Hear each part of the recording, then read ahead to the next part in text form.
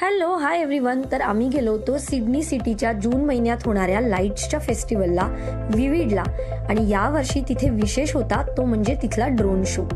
हा drone show बघण्यासाठी सबंध लोकांचा महासागर इथे लोटला होता आणि अक्षरशः इतका की तिथे चेंगराचेंगरी सुद्धा झाली.